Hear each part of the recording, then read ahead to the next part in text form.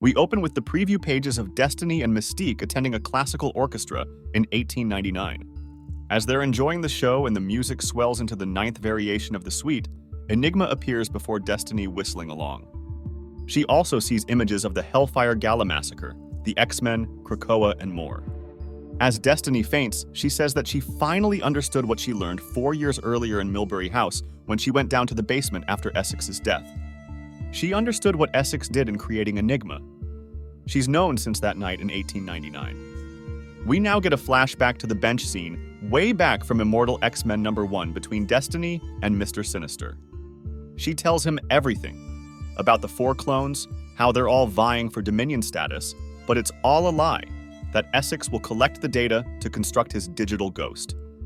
She starts to whisper in his ear and he seizes up and falls to the ground. Destiny thought it was safe to tell him because her sight saw no immediate consequences. She was wrong as Enigma appears before her again. He took out Sinister. She realizes he exists outside her ability to predict, but she also realizes he hasn't killed her yet.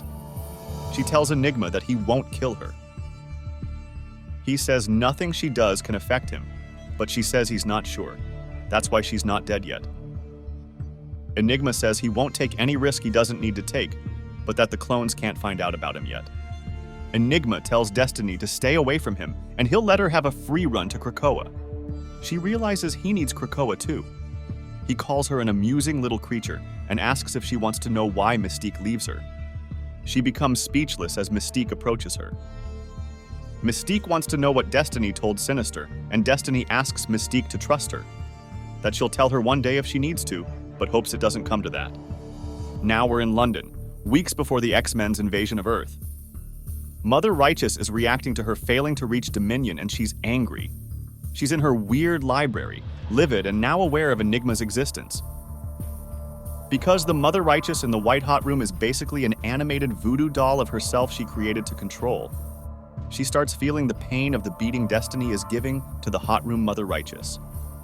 She orders voodoo doll Mother Righteous to beg for her life. Also, in the White Hot Room, we see Jean, her strength waning as she is still bleeding out. Exodus is unable to mend Jean's grievous injury and says they have to return to Krakoa Oasis, where Elixir may be able to help her. Destiny, with a swift and powerful move, delivers an uppercut that sends Mother Righteous tumbling, only for Hope to confront her, weapon drawn and seeking revenge. White Hot Room Mother Righteous, begging, tells Hope that she can help them. She says she lost, and that they all have to deal with the digital god now. She says she can offer communication through the original Mother Righteous between the White Hot Room mutants and the real world. I can find out about Mystique. This stops Destiny from killing her. The original Mother Righteous contemplates the fate of her counterpart in the White Hot Room, but finds herself unexpectedly facing Orbis Stellaris and Dr. Stasis.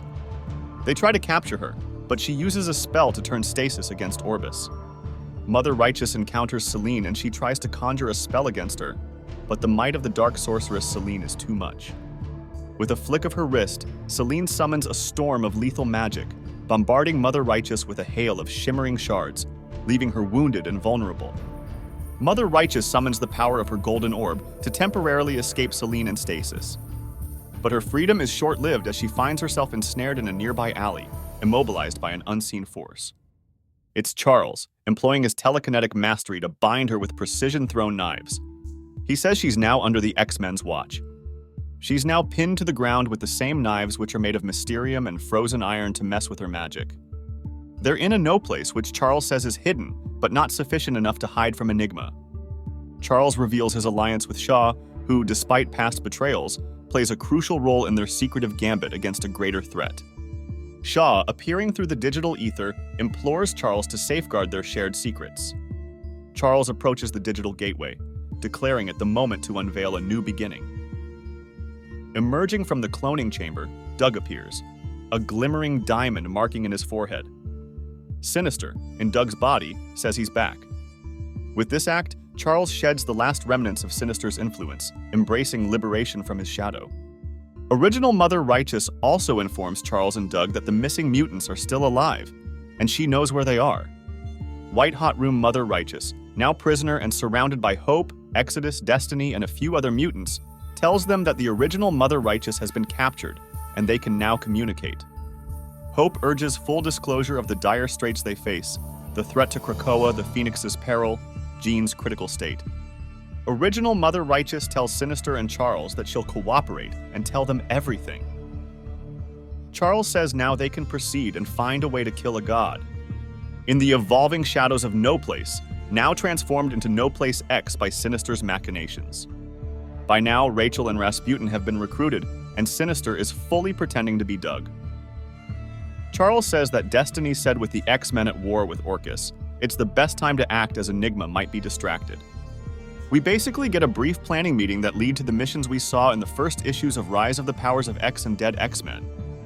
As Rachel powers up to start her mission, see Dead X-Men, Sinister tells Charles that Rachel isn't going to like it when she finds out Charles hasn't told her the whole truth. Charles agrees but says if they all live, he can live with that.